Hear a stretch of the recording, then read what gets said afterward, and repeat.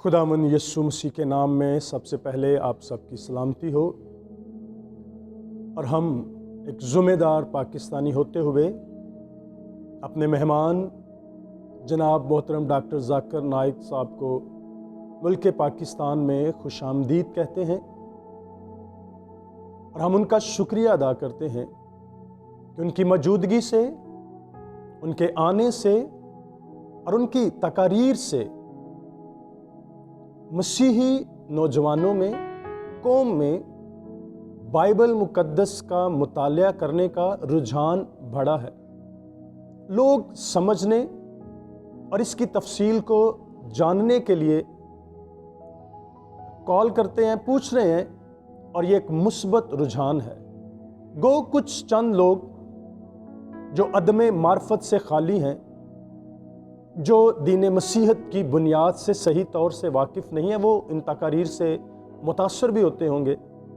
लेकिन उसकी बुनियादी वजह यह है कि डॉक्टर साहब की 95% तकारीर में उनके किसी भी सवाल या जवाब के सही और गलत साबित करने के पीछे जो ज़्यादातर सनद के तौर पर, सबूत के तौर पर जिन किताबों का और जिस दीन का इस्तेमाल करते हैं, वो दीन मसीहत की किताबें हैं। और इसी वजह से मसीहियों का रुझान बाइबल मुक़द्दस का मुताला करने की तरफ बढ़ा है।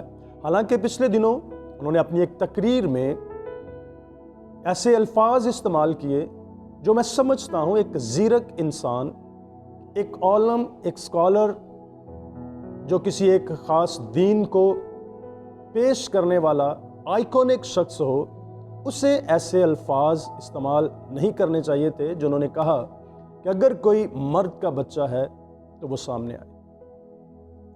मैं कोई अपॉलोजेटिक नहीं हूँ और ना ही मैं मनाजरा करने वाला शख्स हूँ।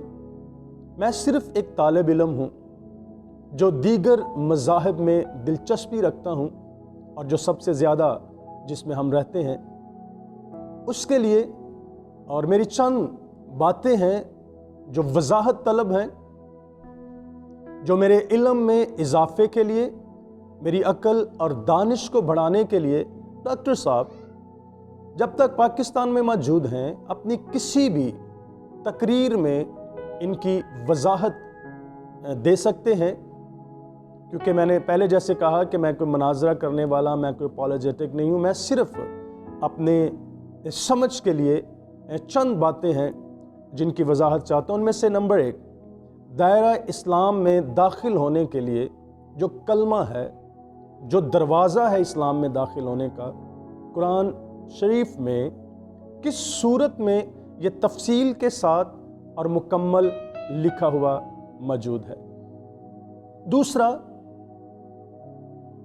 किस सूरत में तफसील के साथ लिखा है, एक ही जगह पर ये हिस्सा दर्ज है कि जब तुम किसी के घर में जाओ तो अस्सलाम अलैकुम कहो। तीसरी वजाहत तलब बात है जो गालबन मैंने सूरह इब्राहिम में पढ़ी है कि खुदा जिसे चाहे गुमराह कर दे और खुदा जिसे चाहे सीधी राह पर ले आए। इसकी वजाहत कर दें कि अगर खुदा किसी को गुमराह कर दे तो क्या मेरी तकरीर, मेरी तबलीग उसे सीधी राह पर ला सकती है।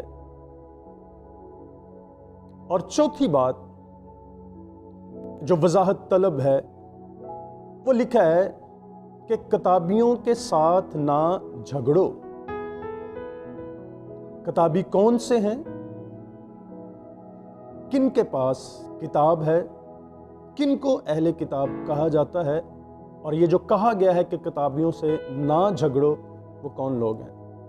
क्योंकि ज़ाकिर नाइक साहब जब से आए हैं उनकी तकारीर से लगता है कि वो सिर्फ़ मसीहियों के साथ लड़ने, झगड़ने और इस बात को साबित करने के लिए आए हैं कि मैंने दीन मसीहत पर ईमान रखने वालों के लिए पाकिस्तान में रहना मुश्किल बना देना है।